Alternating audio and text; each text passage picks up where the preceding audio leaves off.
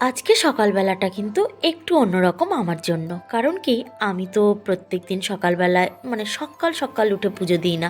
সেটা তো তোমরা জানোই, আমার পুজো দিতে গেলে ৯টা ১০টা, কোনো দিন ১১টাও বেজে যায়। তো এই টাইমের মধ্যেই কিন্তু আমি পুজো দিই। আর আজকে সকালবেলা উঠে আমার হলোটা কি, কিছুই হয়নি। আমি সকালবেলা উঠে আমি আগে স্নানটা সেরে নিয়েছি। স্নান করে আমি ভাবছি যে আজকে যখন বাবুকে নিয়ে আমি যাইনি মাঠে, তাহলে স্নান করে আমিই পুজোটা দিয়ে দিই। তো মায়েরও একটুখানি সুবিধা হলো। তাই আমি পুজো দিয়ে তারপরে চলে এলাম রান্নাঘরে। তো তোমরা হয়তো ভাববে, কিরে বাবা, এত সকালবেলা? সেদিন তো খুব বড় বড় কথা বলছিল যে সব দিক পরিষ্কার পরিচ্ছন্ন না করে আমি পুজো দিই না। না, সেটা হয়ে গেছে, যদিও মোছা হয়নি, কিন্তু ঝাড় দেওয়া হয়ে গেছে। চারিদিক সব পরিষ্কার করে তারপরেই কিন্তু ঠাকুর ঘরে গেছিলাম। তো যাই হোক, তারপরে কিন্তু আমি রান্নাঘরে যথারীতি চলে এলাম। কারণ রান্নাঘরের কাজগুলো তো পরপর পরপর করতে হবে, তাই না? তো পরপর কাজ করলে কিন্তু খুব তাড়াতাড়ি সুবিধা হয়। আর দেখো, আমাদের যখন কফি করা হয়ে গেছে, তখন যার যার চেয়ার নিয়ে কিন্তু শেষে বসেও পড়েছে। যদিও বাবু খাবে না, কিন্তু তারপরে হয়তো ওই একটুখানি বিস্কিট দিয়ে ভিজিয়ে খেয়েছিল। তো যাই হোক, আমিও খাচ্ছি আর কিছু কথাবার্তাও বলে নিচ্ছিলাম।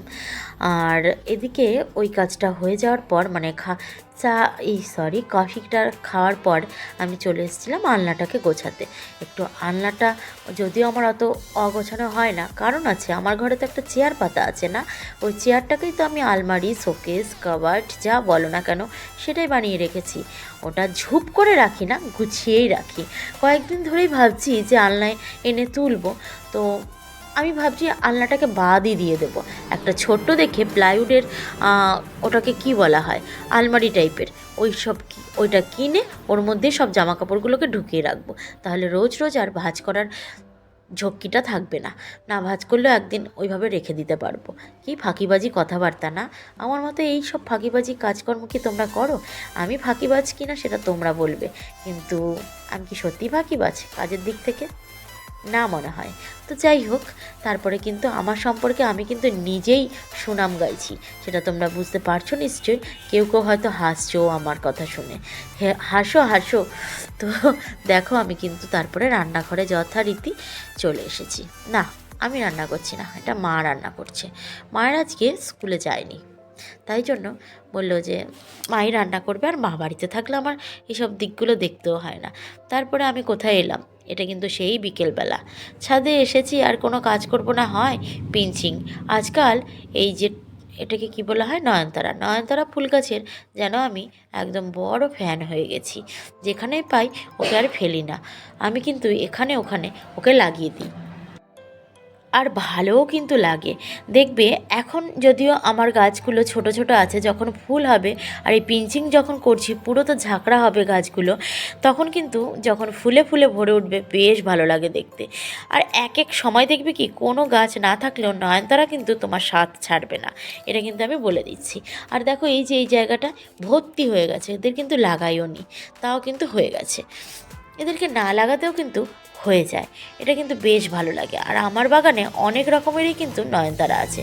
তারপরে কিন্তু আমি যথারীতি কোথায় চলে এলাম, আমাদের সন্ধ্যাবেলাকার চা হয়ে গেছে, ওটা তোমাদের সাথে শেয়ার করিনি। তারপরে চায়ের পাত্রের মধ্যে কিন্তু বাবুর জন্য একটু ম্যাগি করে নিলাম। এটা ছোট প্যাকেট করেছি, কিন্তু সন্ধ্যেবেলা অত ভারী খাবার না দেওয়াই ভালো। Good evening. দেখো, তোমাদের সামনে আমি একটা জিনিস এখন শেয়ার করব। এটা আমার বাবুর বার্থডেতে পাওয়া একটা গিফট, অনেকদিন আগে, প্রায় 1 বছর হয়ে গেছে। হ্যাঁ, তো এটাকে এখনও আমি খুলিনি, তো এখন খুলবো। তো খুলবো যখন ভাবছি যে তোমাদের সামনেই খুলি। ওরে বাবা রে, এই কাজগুলো আমার ছেলে করে। হ্যাঁ, তো আজকে আর ছেলের মাই করতে এসছে। কি সুন্দর না, কোড়া কোড়া না কি বলে সেই জিনিস, দারুণ। শীতকালে বের করলে ভালো হতো, কফি খাওয়া যেত। এই যে একটা, বলো কেমন হয়েছে। একটা ওই কাপ থাকে, এই একটা না, দুটো। আর এটার মধ্যে তোমার কিছু ফল কেটেও খাওয়া যাবে, ম্যাগি, চাউমিন এসব খাওয়া যাবে। আর দুটো হচ্ছে এই কাপ। প্যাকেটিংয়ে থাকলে পরে না অনেকটা জায়গা নিয়ে নেয়, ওই জন্য আমি এটা খুলে দিলাম। কেমন এই প্যাকেটটা অনেক দিন পর খুললাম, বললামই তো তোমাদের সাথে। তো অনেকটা দিন পরে খুলেছি, কিন্তু বেশ সুন্দর ছিল দেখতে, কি বলো? আমার তো পেছনের ব্যাকগ্রাউন্ড খুবই খারাপ। তো আমি এখন এসেছি বাবুকে ওই ঘরে পড়াতে। আমি বললাম তুই যা, আমি যাচ্ছি, এগুলো সব গোছাতে হবে, বুঝতেই পারছো। আর এই যে এগুলোকে বের করে নিয়েছি, কারণ শোকেসে একদম জায়গা নেই। তো ওই কিছু কিছু জিনিস এখানে রাখবো। আর মায়ের যে আলনার নিচে একটু শোকেস সিস্টেম আছে, ওখানটা পুরো ফাঁকা। তাই জন্য ভাবছি এই যে এইগুলোকেও ওইখানে পাঠিয়ে দেবো। আর আমি দেখেছো কি করেছি, দুটো শাখা পরে নিয়েছি, পরে বলছি শাখার ব্যাপারটা। এই শোকেসটা গোছাতে এসে আমার কিন্তু অনেক দিন আগের কথা মনে পড়ছে। তখন কিন্তু অনায়াসে এগুলো বের করে তাড়াতাড়ি করে ঝটাপট করে গুছিয়ে ফেলতাম। তো একটা শোকেস নিয়ে বসে থাকতাম না, তার সাথে সাথে কিন্তু আলমারিটা গোছাতাম, অন্যান্য যা কিছু আছে সব কিছু কিন্তু গুছিয়ে ফেলতে পারতাম। কিন্তু এখন কোনো কিছু এলোমেলো করার আগে অনেকবার ভাবনা চিন্তা করতে হয় যে এটা যে এখান থেকে এলোমেলো করে বের করছি, এটাকে আমি ঠিকঠাক টাইমে ঢোকাতে পারবো তো, এর ভেতরে সাজিয়ে রাখতে পারবো তো, এই কথাগুলো ভাবতে হয়। কারণ কি, এখন আমাদের কাছে ইউটিউব প্ল্যাটফর্মটা একটা মেন প্রায়োরিটির জায়গা হয়ে দাঁড়িয়েছে, তাই না? তো দেখতে পারলে যে একটা প্রাইজ, ওটা কিন্তু বাবু পেয়েছিল প্রথম বছর, সে বছর সে প্রথম স্কুলে ভর্তি হয়েছিল। তো ওটা ছিল অ্যানুয়াল ফাংশনের একটা প্রাইজ। তারপরেও কিন্তু এইগুলো নিয়ে এসছে। এই জিনিসগুলো যখন নিয়ে আসে না, তখন ওর তো খুশি হয়, ওর খুশির থেকে কিন্তু আমার খুশিটা আরও একটু বেশি হয়। তো ও এত কিছু বোঝে না, প্রাইজটা হাতে নিয়ে কিছুক্ষণ থাকবে, তারপরে কিন্তু ওর মতো খেলাধুলো শুরু করে দেবে। কিন্তু আমার কাছে সেই আনন্দটা কিছুদিন কিন্তু বিরাজ করে থাকে। তো যাই হোক, ওই বলতে বলতে কিন্তু আমার ঘরের শোকেসটা পরিষ্কার পরিচ্ছন্ন করে গোছানো হয়ে গেছে। তারপরে চলে এলাম মায়ের ঘরে। মায়ের ঘরের এই যে শোকেসটাকে গোছাচ্ছি, এই কাপগুলো যেহেতু একটু লাইট ওয়েট আছে, তাই জন্য কিন্তু এখানে এসে আমি রাখছি। তো ওইখানে এত কিছু রাখতে গেলে খুব গ্যাদারিং ভালো লাগছিল না দেখতে, তাই জন্য এখানে একটুখানি ডিভাইড করে দিলাম। তো তোমাদের কার কেমন লাগলো আমার গোছানো দেখতে একটুখানি বলো। আজকাল গোছাতে কে না পারে, তাও গুছিয়েছি, তোমাদের কাছে একটু জানতে চাইছি। দেখো এভাবে কিন্তু আমি গুছিয়ে নিচ্ছি। তারপরে চলো রাতেবেলা। আজকে সারাদিনে তোমাদের সামনে আমি আসার একদম সময় পাইনি। সময় পাইনি বলতে সিনেমা দেখেছি জানো আজকে, ওই জন্যই আসিনি। আর তারপরেও তো কাজকর্ম ছিল, সিনেমা তো ওখানে বসে থেকে দেখিনি, কাজ করছি আর দেখছি, কাজ করছি আর দেখছি। তো অ্যাকচুয়ালি সিনেমাটা চালানোই ছিল, কান দিয়ে শুনছিলাম।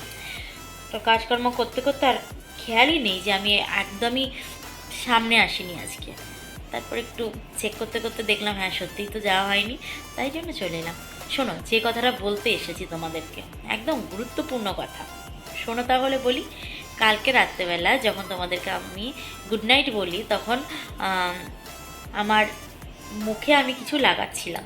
আর আমি বলেছিলাম যে মুখটা যদি ঠিকঠাক থাকে তাহলেই তোমাদের সামনে সকালবেলা আসবো। তারপর আবার বলেছিলাম না, মুখ ঠিক থাকলেও আসবো, আর যদি না ঠিক থাকে তাও আসবো। তো আমার আর আশা হয়নি। আমার যে বন্ধুরা কালকের ভিডিওটা দেখেছে তারা কি ভাবছিলে, যে আর মুখটা গেছে, তাই না? যায়নি যায়নি, অ্যাকচুয়ালি আমার কিছুই হয় না। আর যেগুলো দিয়েছি ওগুলো তো একদম খারাপ জিনিস দিইনি, ভালো জিনিসই দিয়েছি, তাই না? তো ওই জন্যই হয়তো ঠিকঠাকই আছে এখনও পর্যন্ত, তোমরা দেখতেও পাচ্ছ। ভেবেছিলাম আজও দেব, কিন্তু আমার জানা নেই ওই জিনিসটা পরপর দিলে কোনো ক্ষতি করে কি না, ওই জন্যই দিইনি। তো এই ছিল আমার স্কিনের কথা বলা। আর তোমরাও দিতে পারো আরও ভালো করে। আমাদের তো মেন্টর আছে ইউটিউব, ওনার কাছ থেকে ভালো করে জেনে তারপরে তোমরাও ইউজ করতে পারো। আর আজকে যে সারাদিন আমার কাজকর্ম দেখলে একটু একটু দেখেছো হয়তো, তো মানে আমি বেশি কাজ দেখাইনি, ওটাই বলতে চাইছি। তোমরা ছিলে আমার সাথে। আর সেই কাজকর্মগুলো তোমাদের কেমন লেগেছে, ভালো লেগেছে কি? আর ওই প্রথম থেকে এই পর্যন্ত যারা যারা আমার পাশে রয়ে গেছো, তারা যদি এখনও থেকে থাকো, আর যদি কোনো নতুন বন্ধু এসে থাকো, তাহলে সেই বন্ধুকে আমার পরিবারের অনেক অনেক ওয়েলকাম। আর যদি আমার চ্যানেলটাকে তোমাদের ভালো লেগে থাকে, নতুন বন্ধুদের উদ্দেশ্যে বলছি, তাহলে চ্যানেলটাকে সাবস্ক্রাইব করে আমার পাশে থেকে যেও। আর একদিনের জন্য এসো না প্লিজ, রোজ এসো। ভালো লাগবে আমার। তো আজকের মতো এই ছিল আমার কথাবার্তা। আর কাল কী হবে আমরা কেউ জানি না, তাও কালকে আসবো, আসার চেষ্টা করব সব কিছু ঠিকঠাক থাকলে। আজকের মতো এই পর্যন্তই। টাটা বাবু, টাটা দিয়ে দাও। টাটা।